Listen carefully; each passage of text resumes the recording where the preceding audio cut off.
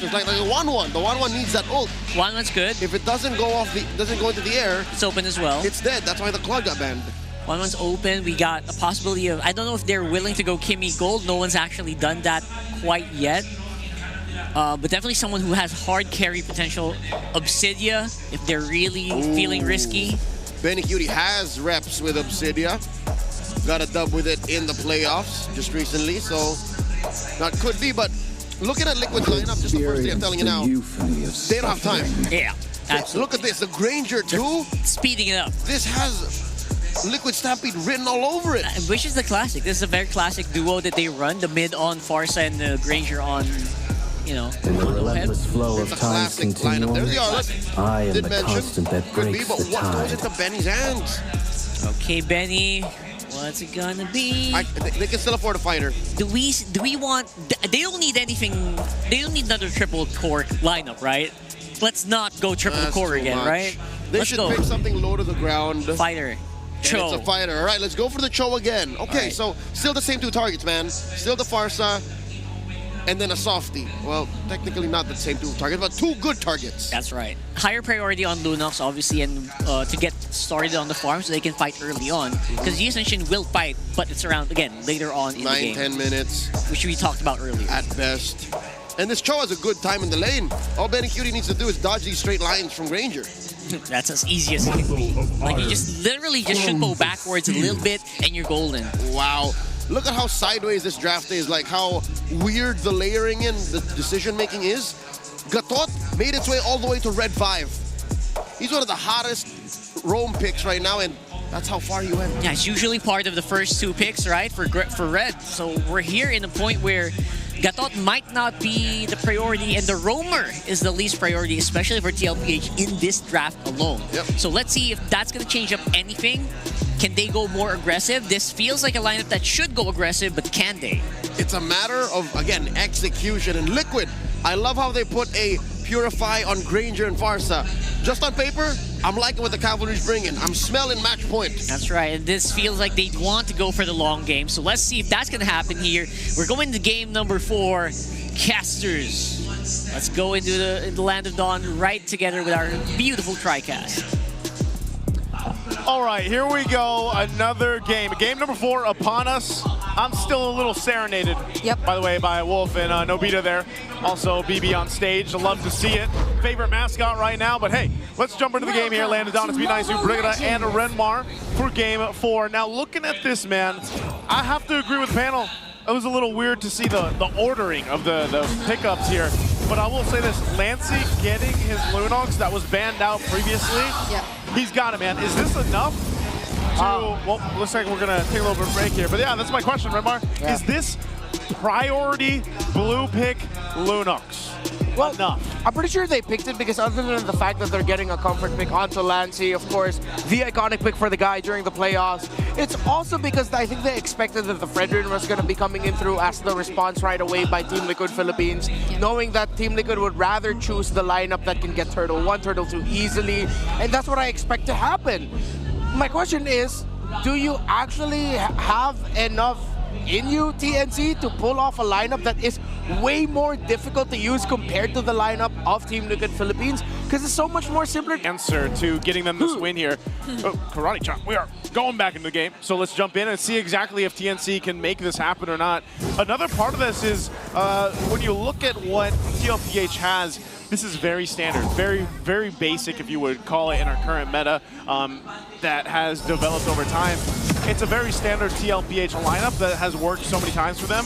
And so this is what the thing that I worry about for TNC is being able to go ahead and get that crowd control off, utilizing the Grok, which is great for Jackmill. But even to a sense, the final slash, which was so devastating from them from the previous game that TLPH has. Yeah. Lancey's really going to need the Timeless Chaos Assault and Darkening really well, because that's going to be one of the main team fighting conditions for Liquid. Once they've seen that the Lunox has already committed the Darkness ult, then when that's gone, that's when Team Liquid Philippines is going to full commit and start using all of their abilities to get the win. Which is why TNC Pro Team, even if they think about it in a counter punch perspective, let's say Team Liquid Philippines initiates first. TNC needs to counter. Yeah. They cannot use all their abilities. Lancey needs to conserve the hell out of his ultimate so that Team Liquid Philippines will then be forced to use their ultimates, and then when that happens, then they go for the counter. Oh, an interruption. Oh! A Bracer's Wrath! Missed. Not in this direction he wanted, I guess. Yeah, I don't know if he aimed that properly or misguided. Rare mistake there from the young goat. Or, sorry, the goat. The GOAT. Not that young anymore. Yeah, I was saying, he's not that young anymore, but I guess from whoa, final flash. Now it's Limar with a surprise and the flicker final slash. But Carl TZ might just walk away from this, but not until Lancey finishes off the kill. But Liquid gets so much in return. Zaida still fighting for the objective, but he will go down. He should go down, right? Against 3 members of Liquid, but that took time. I'll say Zaida did what he could there. Almost maybe potentially got a kill off of it, but he gets the turtle. Yeah, not the cleanest take there by TNC Pro Team. That's what I was talking about for skill conservation, because the other layer is make sure that they have their sights on Sanji, know where the Farsa is. The fact that he was left unchecked in that upper mid shrub meant that Liquid wins that easily. So if 3mar's gonna initiate and Jackdo's gonna initiate, then make sure you have eyes on where the Farsa is. Yeah, I wonder how that changes TNC's playstyle though, because for majority of Lancey's Lunox games, he's just really that aggressive kind of Lunox who goes in when he finds a target, maybe in a way so he could also deal some damage and poke just like that, and maybe this one's worth it. Yeah, that definitely is worth it. 2 ultimates used, but then they stop a little bit of the rotation of Team Liquid Philippines because the Farsa is very important to that. So that was a great call by TNC.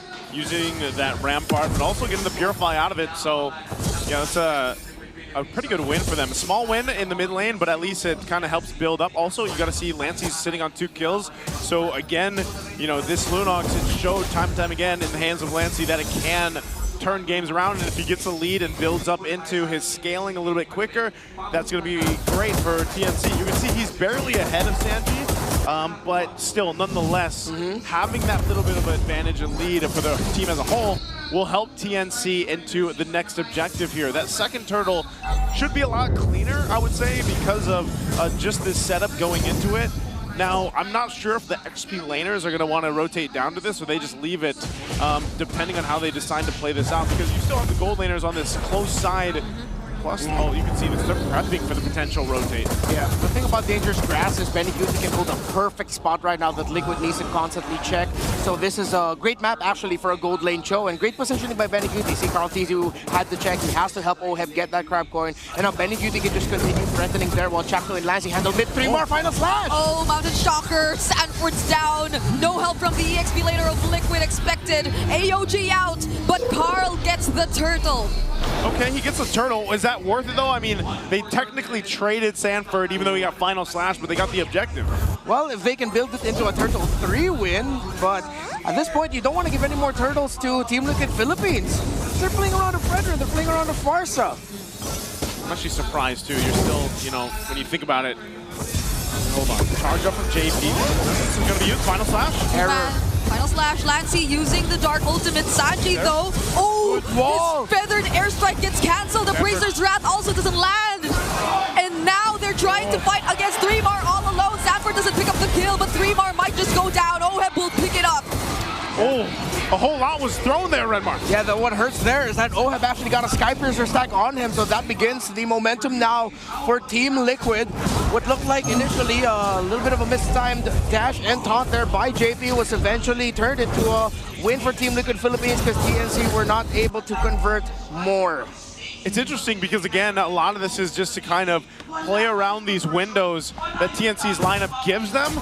But you see when these fights break out, like charge, like that, if TNC takes those windows and they don't actually land what they need to, they lose a lot of that setup potential. They lose a lot of what makes this lineup work. And TLPH knows that they can play around that. Again, that's why we're seeing Carl TZ play pretty aggressive. JP as well, up on that front side even. Yeah, Liquid seems to be a lot more proactive. It's like they don't necessarily need to wait for certain timing so they could go in.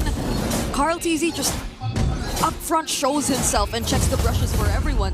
TNC, their lineup, as mentioned by Renmar, suits this map so much, but they're not getting the timings that they want. They're not finding those surprise angles that'll give them the advantage in the team fights. Again, we mentioned this earlier in game number 2, if I'm not mistaken, earlier in the series, where TNC just really love to overcommit too much on the first person that they see.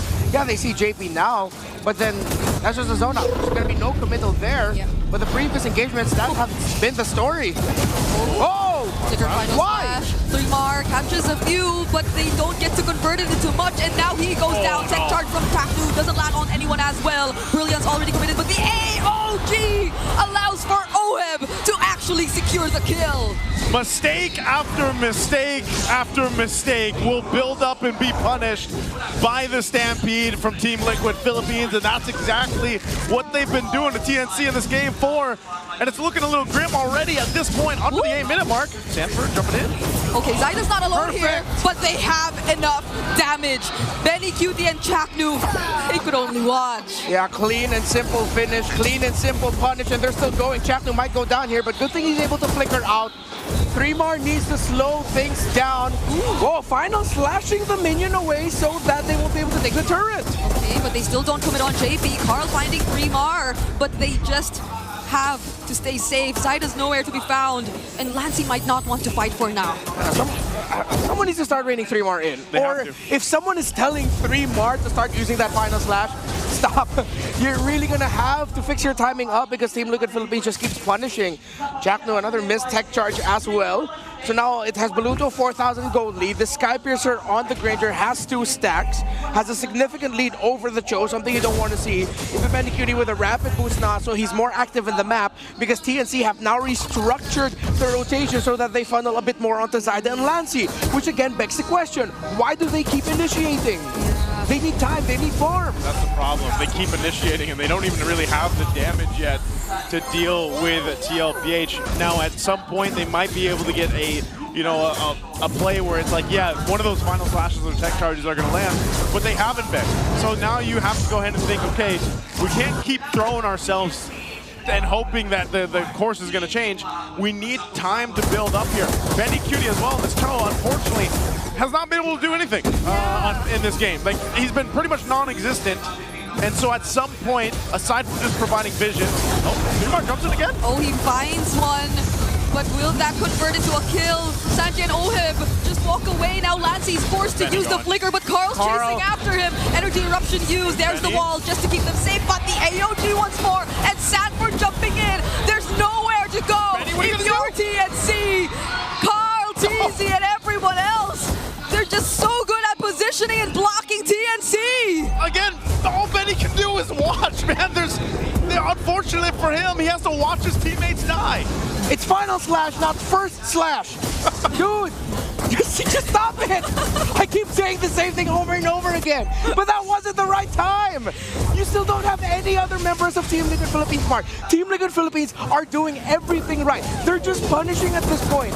They're letting TNC, all right, do something. Yeah. All right, cool. Watch us punish you and just take everything else afterwards. Yeah, by the way, TNC, we want them to take some time, but I don't know if Liquid are even allowing them to get that. Because even from afar, just look at the amount of range and damage that Sanjik and Oheb can throw at you. Yeah, Lancey now has to compensate, and he had to rush the Divine Glaive as a second item here. Yeah. You still don't see a third item, still on the way there for Zyda. Yes, he has pretty close gold in terms of Carl TZ. Actually, at one point had the EXP lead, but everyone else on the map has suffered because TNC refused to slow things down. It's like they kept beating their head against the wall and hoping for a different outcome. When the wall, even the wall was telling them, yo, stop, you're hurting yourself. You know what the definition of insanity is? That's right? it. I mean, that's what's happening here. And maybe part of the decision that, hold on. Yeah. Again, under this. What we've been seeing from TNC has been a far cry of what they've been doing in the whole playoffs. I like it. Oheb hurts so much. This is the problem, though. I think they've been in a position where it's like they're counting on 3mar to start things up so that that tech charge can come in later. Maybe that's the idea here from TNC, but they might potentially even get pressured into the base. Yeah. They don't really have much of a fighting chance currently. They need so much time. Yeah, but again, they keep doing that when they still don't have the full info onto where the other members of Team Liquid Philippines are, that it's easy for Liquid to just go counter punish. Yeah. So now they're going to have to play from behind up against a lineup that is range-based and has an 8,000 gold lead. This lineup, perfect for defense, but it's also great for offense. Oh, JP going in. Sanford 2 might go next, but he gets to receive the way of the dragon. 3 though has to figure out, but now the Appraiser's Wrath lands onto him. He's still actually gonna go in. 4-man tech charge. Benny Cutie looking for a target, but he doesn't find any. Carl TZ no longer has the immortality. Zaida will be picking up the kill. Lancey going in as well, but everybody's still trying to fight back. Lancey actually finding a double. Oh, M2 goes down. Another shutdown for Lancey picking up a triple, but JP denies him of another. JP and Sanji left alive, though concealed to disengage. They're happy with that. Oh, Sanji! Oh, so close. All right, Zaida's gonna live. Yeah, well, see what I was saying? They did it after Team Liquid Philippines initiated, and they went for a counter, which was good. Now you have a tech charge because you have full info. That's what TNC needed to do for majority of this game. Now they finally got it, and I think that was a bit of a heat check now towards Team Liquid. Carl TZ won't have Immortality back for a while, but I think Liquid now are going to slow down the pace so that they have Immortality back on their hands. Sanji is up to a Divine Glaive, and even more so now, even though TNC were able to crawl a bit back of the gold lead, get just a little bit more presence in the map, just a little bit. The fact that there's a Divine Glaive on this Farsa now means TNC needs perfect execution to swing it back towards their favor. Yeah, but this is looking so good for Lancey though. Majority of the kills went over to him. Yep. So now he's pretty much equal with Sanji in terms of gold, also the number of core items that he already has secured, but Jump in, JP. Oh, Lancey's in trouble. They used the Feathered Hamstring already, but they're gonna have to fight for the Lord here. yeah, Sanji's really low. I mean, Lancey's really low. Now Sanford gets his eyes on him. Carl TZ securing the turtle. Benny Cutie might still go in. He goes in with Chaknu, tries to find OM, but Chaknu gets bursted down. Appraiser's Wrath lands onto them as well. 3 members of TNC are down, and now they're going for the chase. Carl TZ was fired up. He was yelling towards TNC. Ooh, Unbreakable doesn't land. Sanji wins by wings. Can they actually go for the sandwich play? Oh, the Traceless keeps him safe from the stuns, but JP, he's still going after him. Can Zaida live? Mountain Shocker, but the Sky Piercer stacks are too much. You can't escape. Oheb on the Granger. There's too much range from Team Liquid Philippines. And now with this, they're going to get ready to march towards the base and potentially ending the game here with this kind of lead, this composition. Can TNC defend and stay in the game? The Lord charges in the mid. Endable, it's endable. Oh, hold on.